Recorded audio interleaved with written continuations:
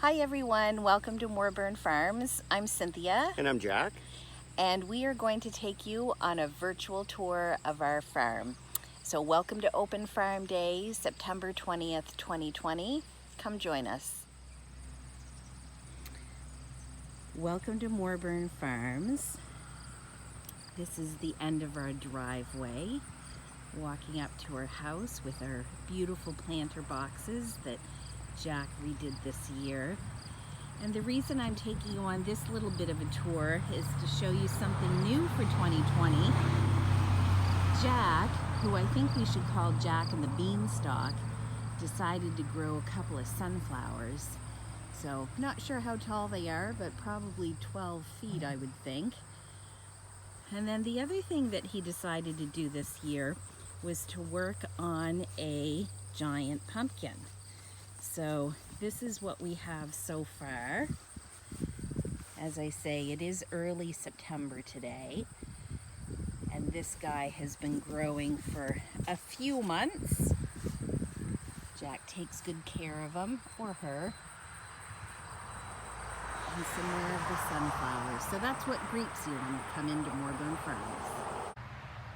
Hi everyone. So this is the front entrance to the farm. Those of you who have been here before probably recognize this. So this is where we weigh out blueberries for the U-pick. We'll talk about those a little bit later. But come with me, I'm going to show you the laying hens. Watch your step through here. It's a little uneven.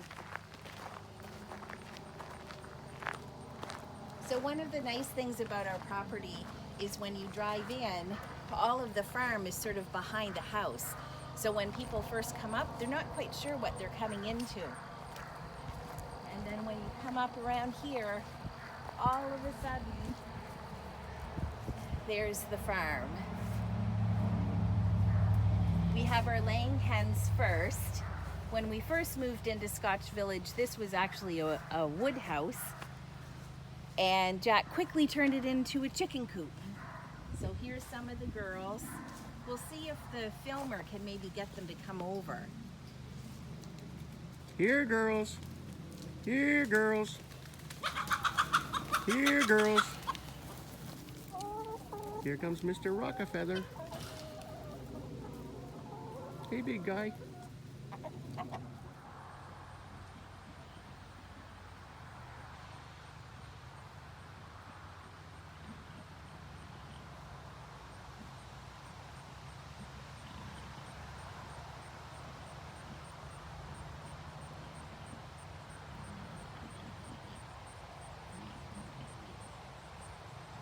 So now we're in the pig yard, and there's Jack with our wonderful sow Copper.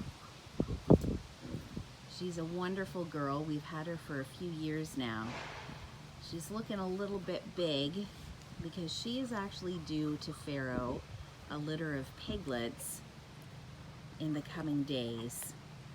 So we're actually filming this on Saturday, September the 5th. So quite possibly by the time the 20th comes, we'll have a litter of piglets living with our girl Copper. So Jack is really the only one of the two of us that goes inside the pig yard. Our pigs are gentle and they're wonderful creatures. However, they're pretty large. So they have pretty big teeth. And so for safety, for all of us, between the two of us, it's just Jack that goes in with them. He spends a lot of time with them, so they become pretty used to him. So here we are inside one of the two small pig barns, getting full of hay, getting ready for her litter. So Jack will be out here with her while she farrows. He usually is. He doesn't actually do much except sit and talk with her. Occasionally he sings. Here, Copper. Copper. Here, Copper. And Jack, what kind of pig is Copper? Copper's a Duroc. She loves her apples. We're fortunate to have a couple of apple trees on the property, so those are fresh picked. So So this is our second small pig barn, and as you can see, there's some smaller heads sticking out there. So those are little guys who aren't quite ready for the market. And then that girl, whoops, There's gonna be a that's fight. Penelope. And then that guy is Roscoe. Roscoe is the man of the house. As you can see, they love their apples. Always lots of discussion about the apples. So now we're going to talk blueberries. So we were really fortunate when we found this property that it already had about 250 well-established Highbush blueberry bushes. So that was really the beginning of everything that we've done here at Moorbern Farms. This is a new sign to us this year, and it has a little bit of an interesting and kind of exciting history. We were really fortunate this year that we were contacted by someone in the film industry and had part of a movie filmed on our property in early August. Specifically, they had been looking for a Highbush blueberry U-pick, and they actually brought their own sign. So at some point or another, you may see this in a film that's filmed right here in Nova Scotia. So come with me. We're gonna go across the little bridge that Jack built this year. We had to put a lot of new processes in place because of COVID-19. Because we're a registered farm and because we have a U-pick, there was actually an entire set of guidelines that we had to follow. And one of them was to have a separate entrance and exit to the blueberry field. So when we were open for picking, there was a sign that said entrance, and we would come right across the bridge. So come with me.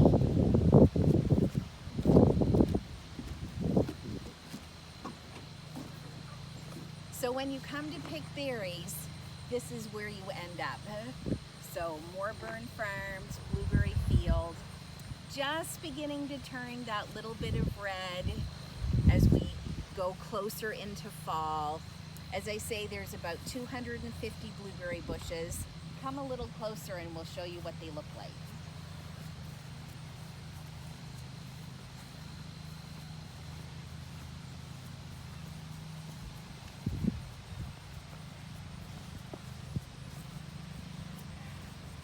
So one of the things that Jack and I really worked hard on last fall and this spring was the pruning of the blueberry bushes. So those of you who have been here before might remember the days when it kind of looked like a secret garden and everything was so overgrown you had to sort of fight your way through. So we finally got brave after taking a few lessons and doing a lot of research to go ahead and start the pruning of the blueberry bushes. That's part of the reason that we didn't have a very good season this year, but next season and the season after, we're hoping to have a really good yield. So one of the wonderful things about Highbush blueberries, as opposed to the wonderful wild blueberries that of course Nova Scotia is famous for, is the fact that they're so easy to pick. So one of the things we say is it doesn't matter if you're 2 or 22 or 92. You can come pick blueberries at Moorbern Farms. Hi everybody. I just wanted to bring you down and show you the beehives. We have 3 hives here that we use for pollination of the blueberries. And as well, we do take some honey off the hives. But you don't want to take too much because this is what will get them through the winter season. When we wrap the hives in black tar paper for the winter, they will eat the honey all winter long to get them through till the next season. So I'm going to go ahead and light up my smoker.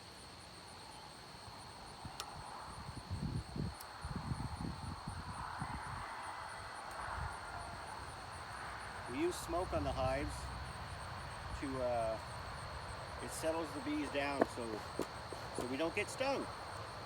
But it's not foolproof because you can still get stung.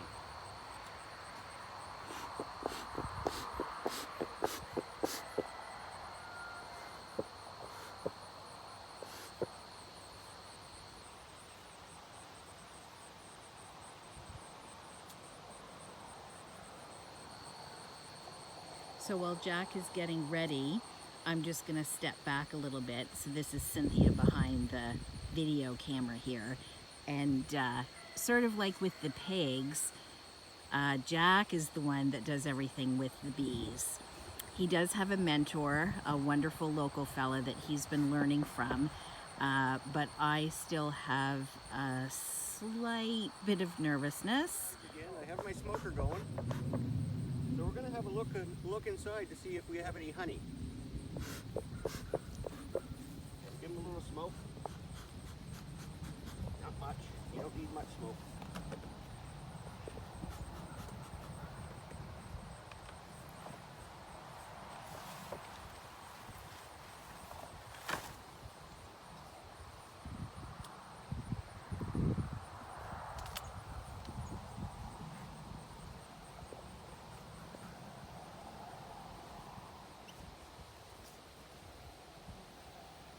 Whoa.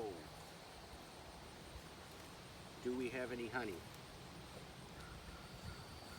Yes, we do.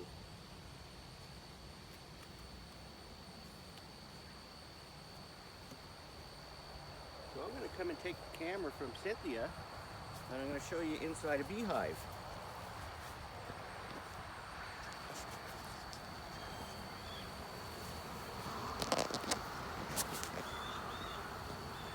I hope this is working. So they've made honey all right. So I'm gonna quick scan, and what I'm gonna do next is hand the camera back to Cynthia, and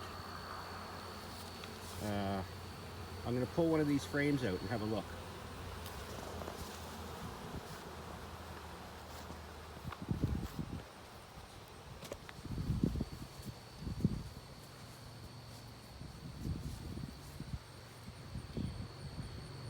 So I have the camera again, and Jack knows I have a little bit of, I wouldn't call it fear, but I'm slightly uncomfortable with the bees. I don't have my own suit, so that probably makes a bit of a difference. Jack takes very good care of them. I'm going to come closer so you can have a look. This is a full frame of capped honey. So they put honey in this frame, and that white all over the top, they cap every one of those cells off. So this is actually quite heavy. Both sides are fully capped honey.